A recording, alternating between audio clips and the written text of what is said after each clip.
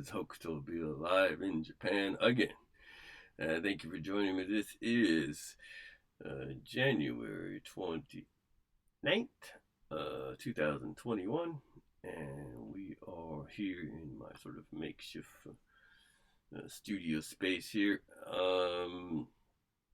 Today what I'd like to do is, first, let me give a shout out to all my friends out there in the Las Vegas, Palm Springs, Long Beach, of course, out there in Detroit, Michigan, and in Michigan in general. And thank you all for watching weekly. Appreciate it. All my friends here in Japan, of course, and in Dubai. We got some people down in Australia and New Zealand. Thank you all for checking me out weekly. And now let's get into the show. And so what we're going to do today is something dear to my heart, and it's probably one of the reasons why I'm here in Japan. We're going to talk about my experience with the Japanese rock music. So I had to think about how did I, get into this, and it affected my life so much. I guess the reason is let's dial it back. Back in the day where people did listen to radio, there was no YouTube, there was no, find anything you want and listen to it unless you'd have to actually go out and purchase an album or a CD or a cassette to actually listen to something you wanted to anytime you want. But now you can go to iTunes and then put in the name of a band and listen to their stuff without even purchasing it, the first few seconds or so, which is nice. But we didn't have that, back in the day. So, and at that time, radio was king. So if you had a good, disc jockey that you liked, that you would listen to, and you could call them up and they take a request, and hopefully you'll get the songs you really want to hear out there on the radio. And you used to have all kinds of fun things you could do by calling in and contests, and if you're the 100th caller, you get a ticket to the show or something like that. So it was all a lot different back then. So, and I would thank Mr. Jim Ladd from the Mighty Metal Hour. It was on Los Angeles. I'm from Los Angeles, Long Beach, but it was KMET, the Los Angeles station, although Jim Ladd did start on KNAC, which was from Long Beach. But he moved on to KLOS and KMET. But in KMET, that's when he started this Mighty Metal Hour. And through the Mighty Metal Hour, it was originally, I think, a 1 hour program, and then it went to 2 hours. And in the end, I think it was like 4 hours. But the time, when I was listening to it, I think every third Friday, this is a Friday night, 10 o'clock. So every third Friday, they would have an international show. And they'd bring bands from, from Europe and wherever they are in the world. Mostly Europe. But on this particular night, they decided to go with a Japanese band. All right. And the very first Japanese band they played was a band called Gastonk. And I don't remember the song Gastonk, but I used to have my tape recorder, and I could tape the shows, right? So I just put on record, tape the shows, and I can go back and listen to them if I wanted to. The good old days. So that band was okay, and then I think the next international show, they decided to go, we got this band from Japan called Loudness, and let's play a song from Loudness. And boom, that hit me. So the Loudness song, I had to do some research to figure out exactly what song it was, but I think he started from their third album, which is Law of the Devil's Land. It sounds crazy. All the Double Slam, but that was their third album. And I think he either played In the Mirror or Speed off of that, meaning the first song was ever played in the US.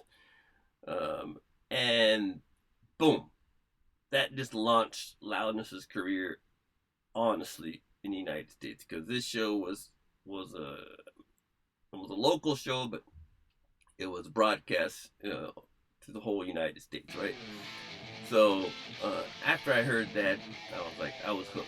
Okay, I gotta find some Loudness, and so I go to the record store and go to the international, import section.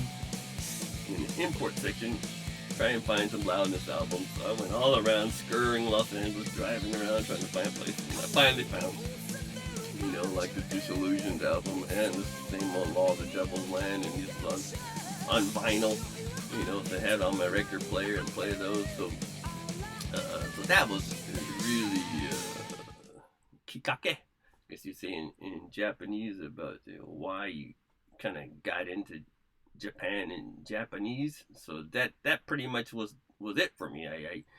And maybe about a year later, I guess they realized their popularity was getting big in Japan, or I'm sorry, getting big in the United States. So they decided to come on tour. So they came on tour, I think, some small places at first. And I got to see them down there, and I'm trying to remember the exact place I saw them first. But all I remember, I saw the show, and they had the cool, like a pamphlet, all the pictures, and it's pretty much, the name of the members, the pictures, and their live shots. But then the very last page was this Eurobound VHS tape that they were selling, but it was all written in Japanese, and it was about their tour in Europe. And I'm like, oh boy, if I could read this, I can get this tape. So that's where the sort of the spark for the learning Japanese came in. It's all due to Loudness, I would say. So I wanted that tape so much, so and my father, he was actually a renowned attorney, and he had offered, I could take it down to maybe the courthouse, and maybe they have the translators there, and maybe they could translate it for him. I'm like, no, it's okay. I'm gonna try and figure it out on my own. So thank you, Dad. Appreciate it. And so so that's how it started for me. And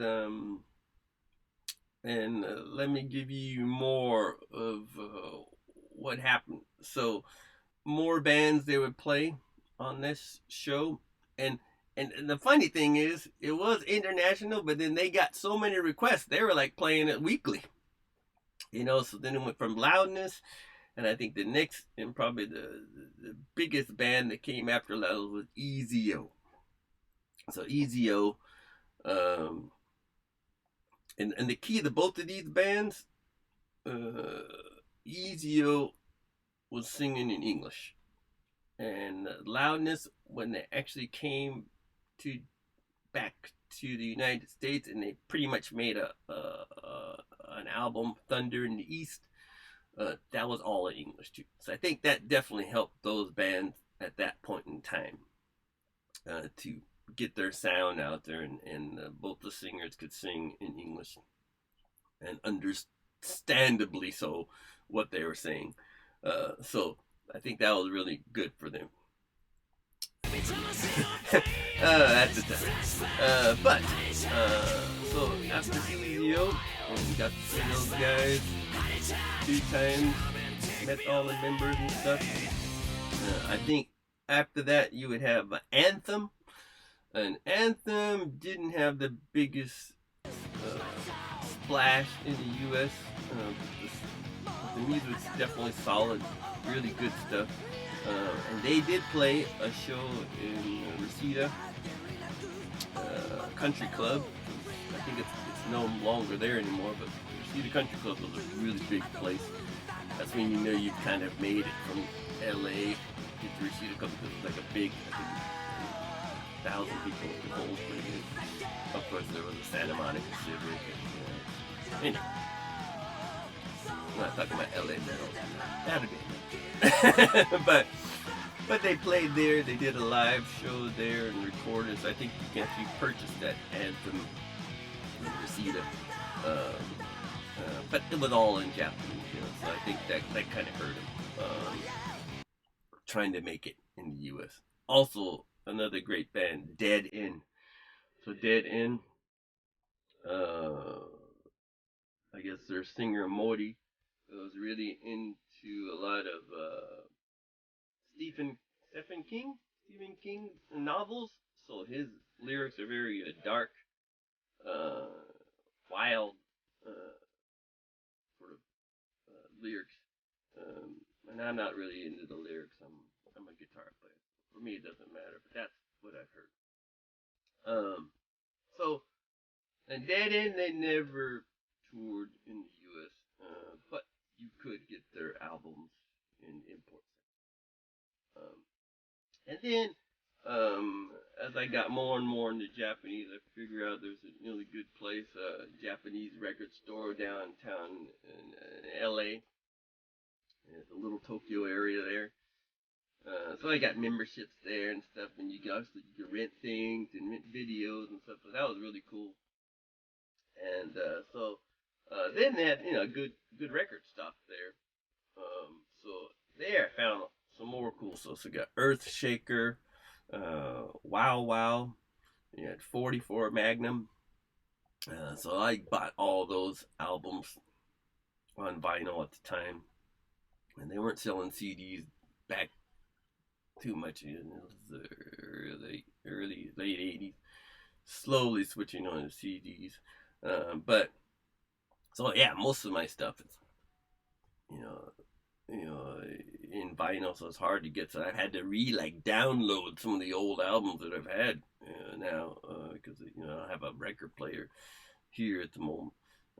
So, and then one other big band that came to the United States to play was Shoya. So Shoya was an all-ladies Japanese hard rock group.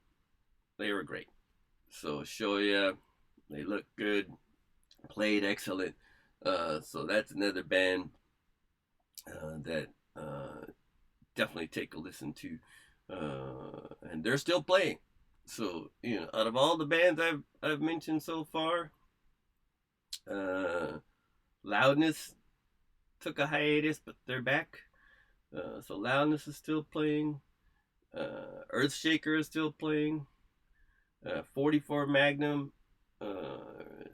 still playing. And Shoya still playing. Unfortunately, as you probably know, DeadEnd took off, and then they came back maybe 6 or so years ago, and unfortunately their guitarist Adachi, he died earlier last year, I guess in June last year, 2020. So that was very yeah, he's one of my favorites, Adachi. So if you want to hear some really good guitar playing, very intricate, check him out. So check out any of the DeadEnd albums he's playing.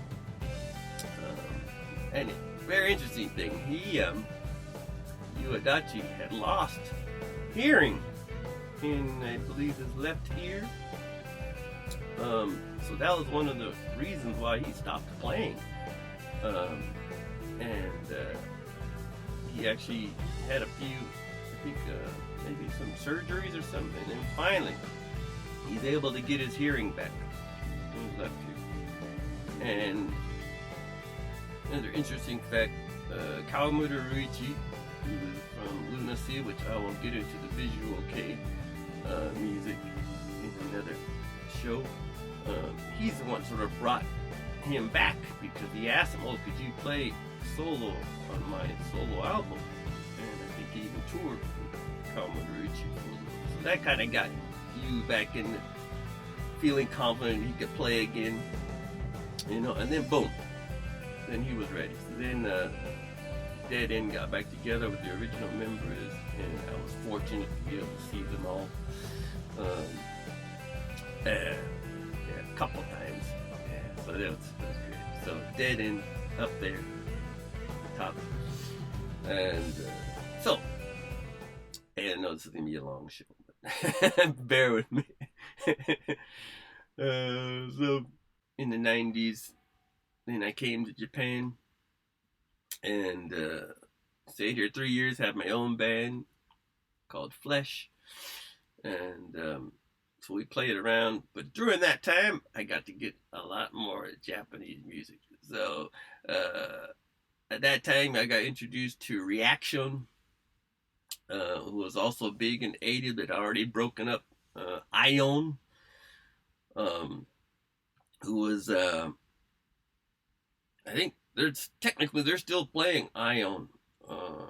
That's more thrash, definitely thrash metal, hard, heavy, you know, and they've gone on to, let me see, I have some notes here. Yeah, AION, the singer, has gone on to form another band called Volcano. So I'm sure maybe some of you hard thrash rockers know Volcano, but good stuff. And then, of course, you have X-Japan. Now, I personally don't think X-Japan is a, you know, visual band, but I will get into that with the visual, okay? But they did coin the phrase sort of visual. And X-Japan, for all that they think they've done in the U.S., honestly, you know, they never made it. They tried to make it, and they had the money. You know, they were really big in Japan at the time. They could sell out Tokyo Dome. You know, it's 50,000 people like it was nothing. You know, but you know, they tried to make it in the U.S. And of course, you know Yoshiki. So Yoshiki's doing good. He's living in L.A. and he's won Grammys and stuff. You know, for his playing of the piano and orchestration. And so he's a talented guy, definitely. But X-Japan as a band, at the time, you got to remember, all of metal sort of went down in the 90s. The grunge took over, you know, so all these bands, early 90s, and they tried to make it in America, was just, you know the company, they just weren't signing them anymore, you know. So unfortunately, X-Japan never made it big in the U.S., even though they played Madison Square Garden, which I think a lot of you know that most of the bands that came from Japan to go see that show. So, you know, they made it seem like, oh, they're really big, but no. But I like, you know, Japan, they're cool. Their first couple albums really solid. You know, then they got sort of pop oriented. Anyway. Then he had, let me give you some more cool stuff. Jackson Jokers. It's another cool band at the time. Then had Sex Machine Guns, more speedy thrash. Gargoyle. It's another sort of a darker, speedy, sort of thrashy type band. Tokyo Yankees. They're more of a mixture of a punk sort of rockabilly sort of rock, but also had hard rock elements. And when I came back to the U.S., there was another band that tried to make it called Fast Draw. Now, Fast Draw actually played in L.A., and they played at the, I guess, the 1999 Foundations Forum. And the Foundations Forum was a great, if you don't know, is where all the hard rock and rock-oriented like a convention, basically, foundation for so all the record companies would send their producers and stuff to go see these bands, like a giant showcase. So I was fortunate to be back there, and I volunteered to be a staff member, so that was great. So I got to meet Motley Crue and actually the bodyguard Motley Crue. And I mean Iron Maiden and all these a lot of cool bands. But yeah, Fast Draw was at one of these at the showcase. And also, interesting thing about Fast Draw also, they're E.Z.O. E.Z.O is from Hokkaido, Japan. So the brother of the guitarist in E.Z.O was in Fast Draw. Okay, so that's a little tidbit for you. Also, the foundation for him was Sly. And actually, I do have some Sly. So Sly is a band that, if they released in the late 80s, they'd be. But it was just like a bad timing. Metal was sort of fading. And, but Sly is a sort of a super band, because it has a vocalist from Loudness and the drummer from Loudness, and then the guitarist from Earthshaker, and the bassist from a band called Blizzard. So these guys rock. Sly was jamming. So definitely check that out. Yeah.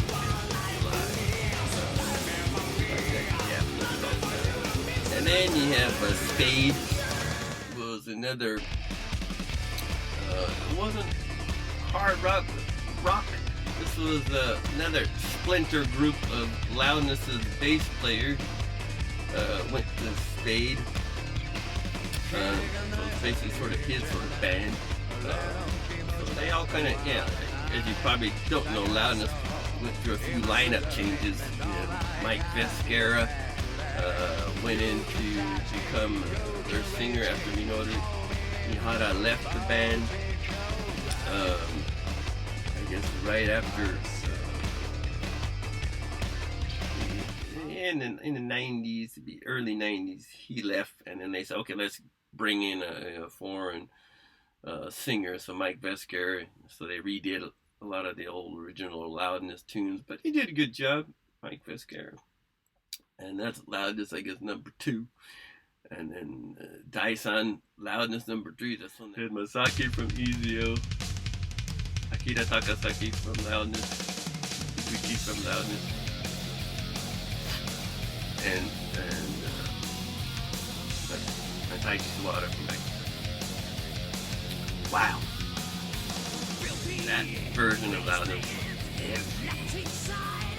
they're like, so that Loudness is really cool. So I enjoyed that a lot. And I never got to see that version of Loudness. Although I was in Japan at the time, I had a chance. But I think I was busy or I couldn't go to see the show. But Taiji was only in the first tour, then he left the band. And now, Anthems, Naoto Shibata from Anthem, bass player, he joined Loudness. Well, then it was very strange, and then E.Z.O's ex-drummer was Loudness reformed. Then E.Z.O's drummer joined Loudness also. So it was almost Loudness E.Z.O at one point. It was 2 bands, 2 and 2. So that was an interesting time, but as you know now, Minoru Nihara is back. Unfortunately, Higuchi-san passed away from cancer maybe 4 or 5, 6 years ago now. So they've replaced him. They decided to go on. I think that was his wishes. He wanted the band to continue, so they're continuing. So yeah, they're still making some good music. Yeah. Okay. So that is it for my Japanese rock special. Oh, some other bands that would be a very good interest to you. You have Double Dealer. Check them out, and Saber Tiger. So there's two sabers. There's the Saber Tiger, one with that Hide from X Japan was in, and then there's the Saber Tiger. Two separate. This Saber Tiger. Yeah. Check it out. Put in Saber Tiger on YouTube, and those guys are jamming. Okay. My friends come over from the US and check out the show together. Yeah. Oh, it was loud. Saber Tigers, yeah, I've seen them a few times. Saber Tigers, that's another band. They're in the 80s. You know, they be making all kinds of records. Saber Tigers, and they're still selling. Check out Saber Tigers. So that's my Japan special. Japan music, hard rock, part 1 special.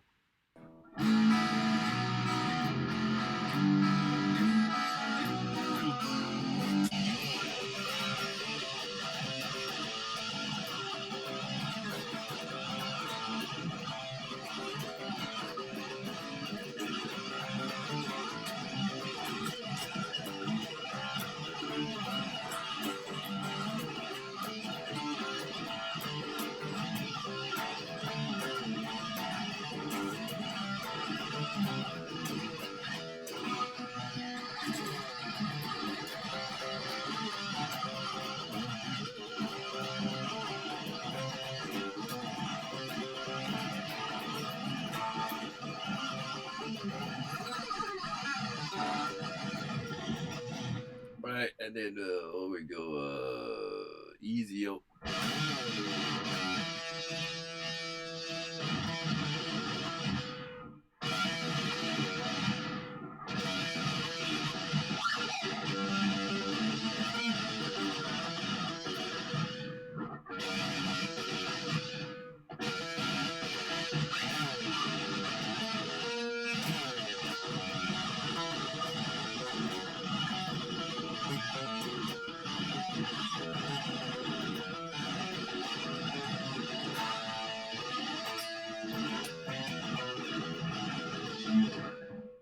Something like that.